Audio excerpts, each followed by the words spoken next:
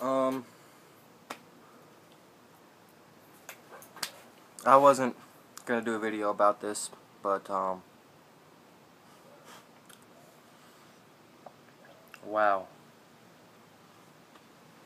What I just saw absolutely disgusts me.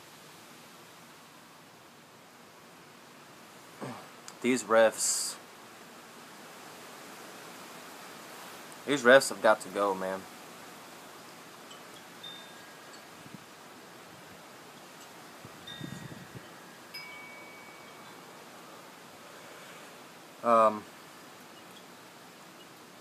Russell Wilson, and John, if you're watching this, I'm gonna steal your status real quick because it was an epic status, and I think it fits the point. Russell Wilson, take nothing away from Russell Wilson. He's a good quarterback, but Russell Wilson is the first quarterback in NFL history to throw a game-winning interception. It's clearly an interception. Clearly an interception. And yes, I know people are going to make the argument that, well, the regular refs blew calls all the time too. Yes, but there's a difference.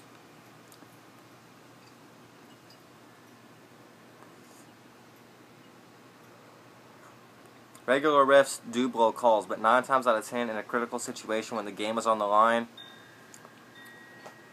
they make sure that they get it right. They go look at every possible scenario, every possible angle, and they get that thing right when the game is on the line. Now, one thing that people mentioned is the Megatron no touchdown last year. Yeah, regular refs blow calls all the time too, but 9 times out of 10, when it's a critical situation, the game is on the line, they get it right. And on top of that, when they blow calls, it's not okay, but it's kind of more okay because they're the actual referees of the NFL. The fact that these replacement refs, that most of them, their only prior experience was reffing middle school games, just makes it look all the much worse. And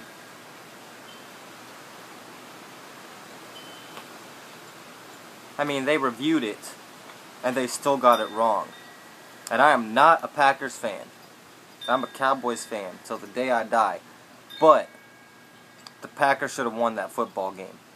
The Packers should have won that football game. And people are going to make the argument that, well, the Packers are better than that. They shouldn't have even been in that situation. It shouldn't have even came down to that. Yes, that's probably true.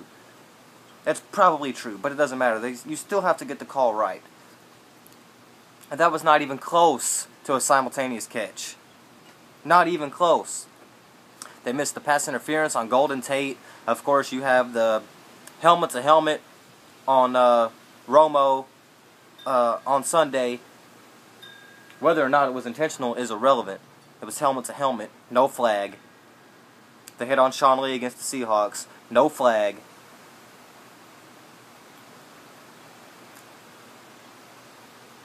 I really wasn't gonna make a video about it because the way I was looking at it at first was like, yeah, they're missing calls, but they're not really affecting the outcome of the game that much.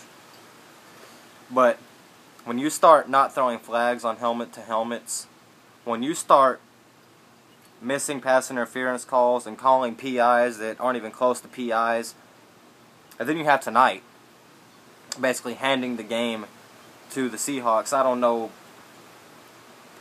A lot of people are saying that maybe it was intentional. I don't know, maybe that it was intentional, that they, that they knew that the Packers should have won the game, that it was a clear interception, they gave it to the Seahawks anyway. I don't necessarily know that it was intentional, but they gave the Seahawks the game.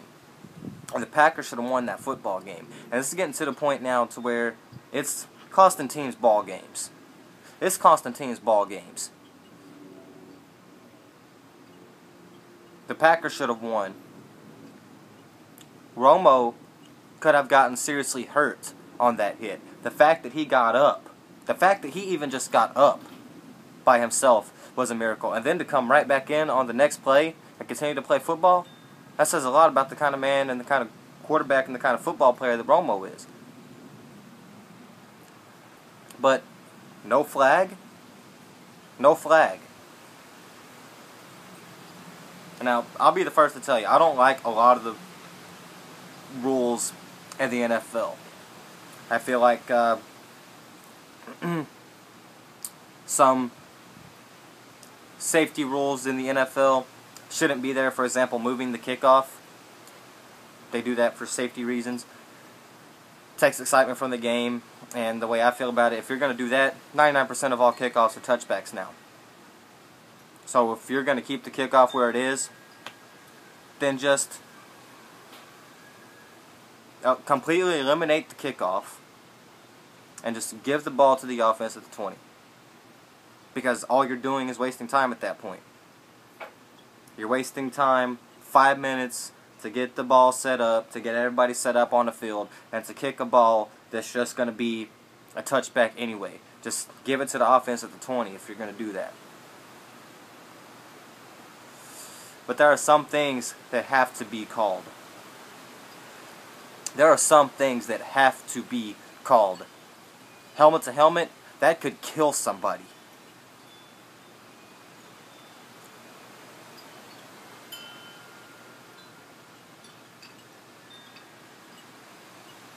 When Romo got his helmet-to-helmet hit,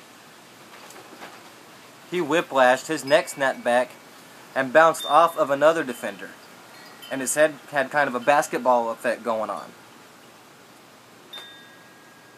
So he was smashed between one Buccaneer helmet and another Buccaneer's pads.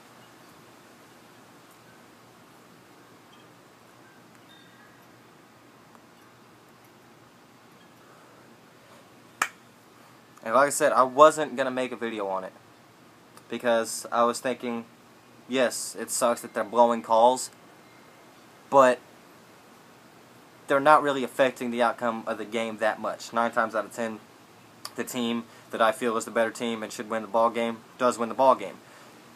But then you have things like not calling helmet to helmets, not calling PIs that aren't PIs, and then you have tonight simultaneous catch, and it wasn't.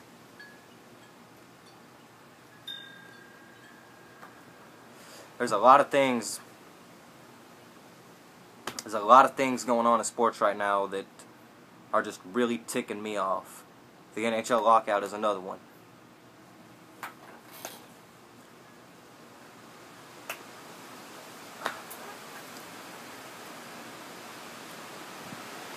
But these officials have to go. They have to go. Ed Hochuli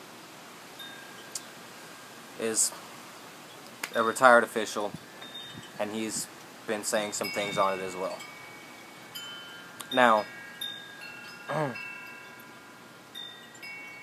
they have to go. The replacement officials have to go. They're costing teams ball games, and they're going to get somebody killed. That's all I got. Damn.